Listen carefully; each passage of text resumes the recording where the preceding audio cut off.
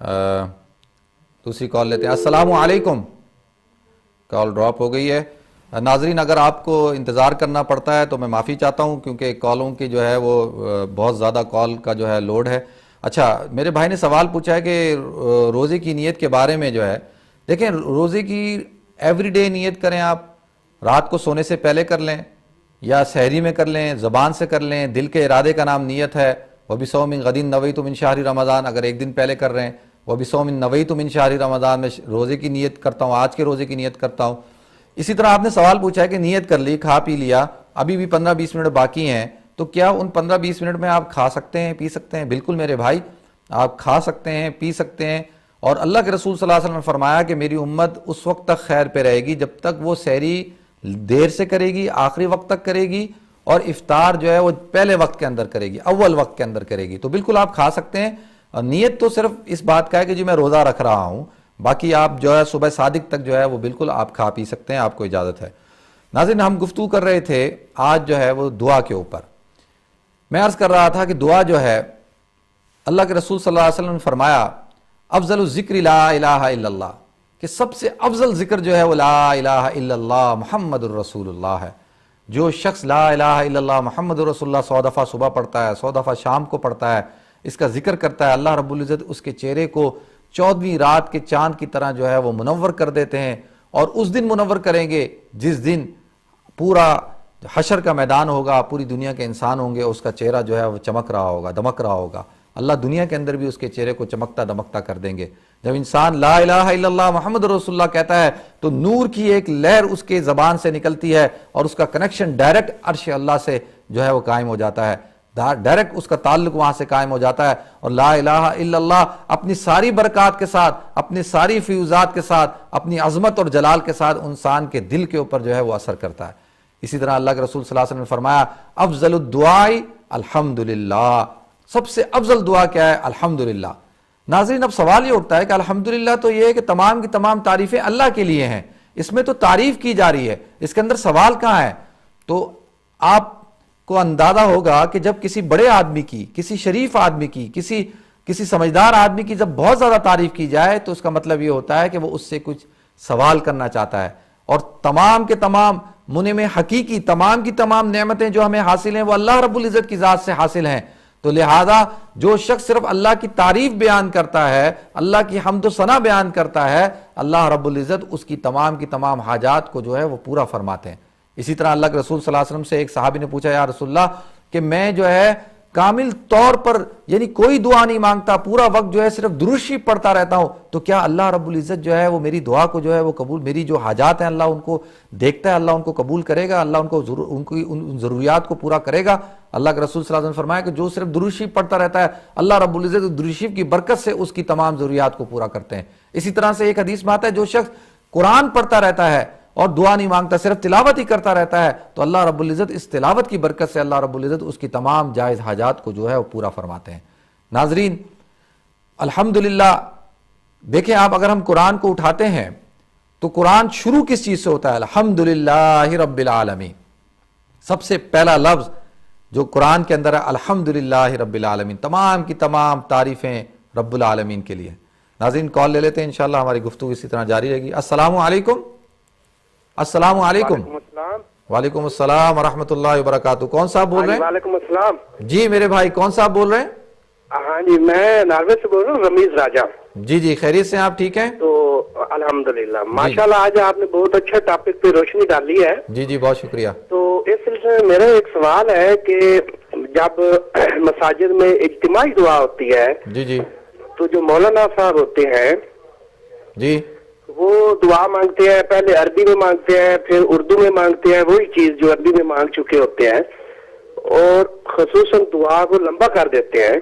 جی ٹھیک ہے. تو اس سلسلے میں میرا یہ سوال تھا کہ یہ جائز ہے کہ وہی چیزیں یعنی کہ پہلے عربی میں مانگنا پھر اردو میں مانگنا پھر حکمرانوں کو بھی یعنی کہ ان کے بارے میں ذرا چاہے وہ اچھے ہیں برے ہیں جی تو ان کے بارے میں یعنی کہ کہنا کہ ان کو یہ کریں یہ وہ کریں, تو اس سلسلے میں ذرا روشنی ڈال دیں. ٹھیک ہے انشاءاللہ بالکل ڈالتا ہوں. اجتماعی دعا میں کتنی لمبی ہونی چاہیے؟ کچھ ضعیف لوگ ہوتے ہیں تھک جاتے ہیں. بالکل میں بتاتا ہوں, عرض کرتا ہوں. بہت شکریہ آپ کی کال کرنے کا.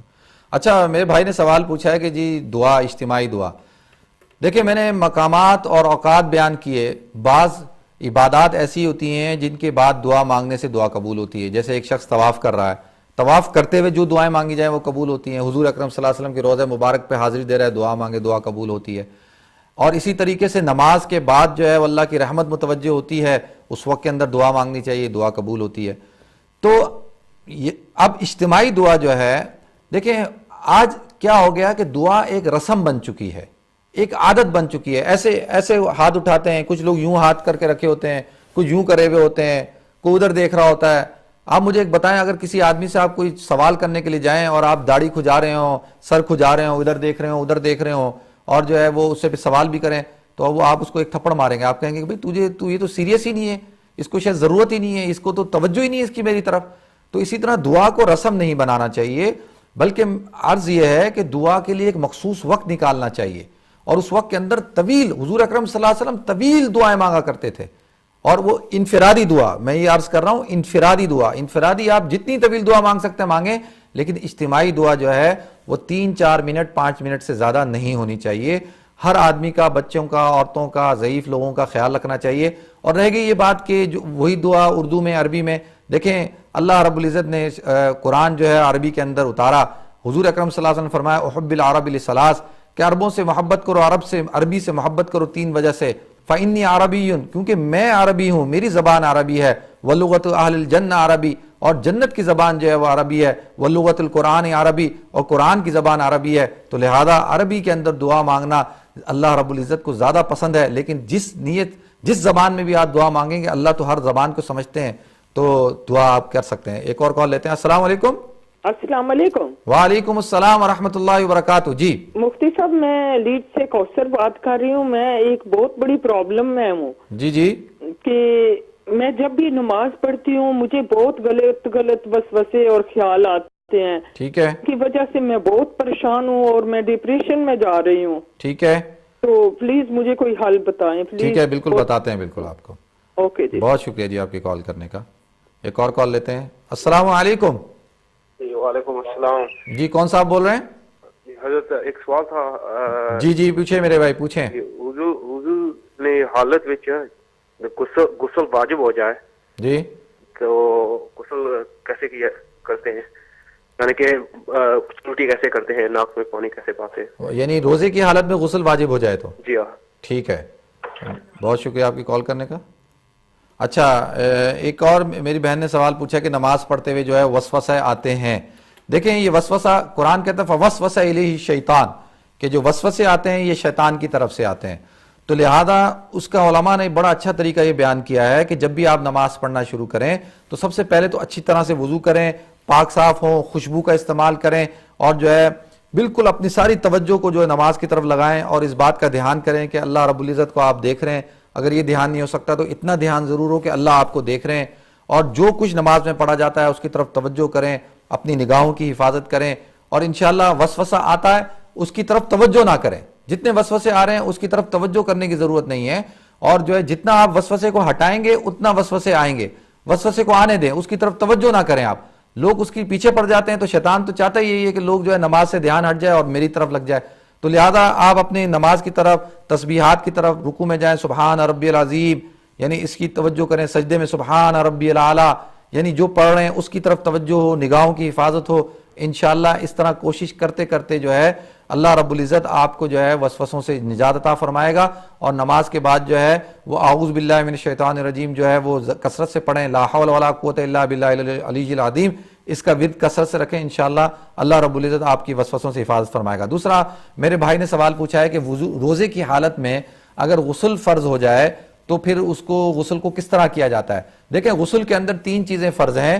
ایک ناک میں پانی ڈالنا, ایک کلی کرنا یعنی غرغرہ کرنا, ناک میں پانی ڈالنا, اور اس کے ساتھ جو ہے وہ پورے جسم کے اوپر پانی بہانا تاکہ جسم کا ایک حصہ بھی جو ہے وہ خشک نہ رہے. تو لہذا روزے کی حالت میں اگر کسی پر غسل فرض ہو جاتا ہے تو اس کو اب کیا کرنا ہے کہ ناک میں وہ پانی ڈالے, اتنا نہ ڈالے کہ ناک میں دماغ تک چڑھ جائے, لیکن اچھی طرح سے ناک میں پانی ڈالے, انگلی کے سے ناک صاف کر لے, اور اسی طرح سے کلی اچھی طرح سے کلی کر لے, غرارہ نہ کرے تاکہ کہیں ایسا نہ ہو کہ حلق میں پانی چلا جائے, لیکن اچھی طرح سے جو ہے وہ کلی کر لے.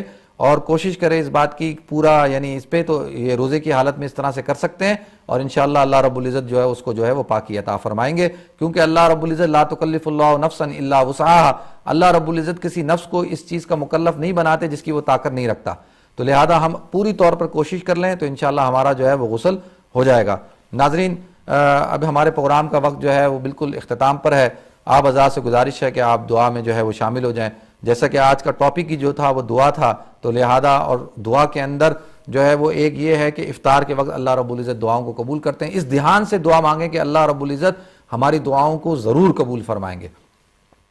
اللہم صلی علی سیدنا مولانا محمد وعلی آل سیدنا مولانا محمد صلاۃ تنجینا بہا من جمیع الاحوال والآفات وتغفرلنا بها من جميع الحاجات وتطهرنا بها من جميع السيئات وترفعنا بها عندك على الدرجات وتبلغنا بها من اقصى الغايات من جميع الخيرات في الحياة وبعد الممات انك على كل شيء قدير ربنا لا تؤاخذنا ان نسينا او اخطانا ربنا ولا تحمل علينا اصرا كما حملته على الذين من قبلنا ربنا ولا تحملنا ما لا طاقة لنا به واعف عنا واغفر لنا وارحمنا انت مولانا فانصرنا على القوم الكافرين۔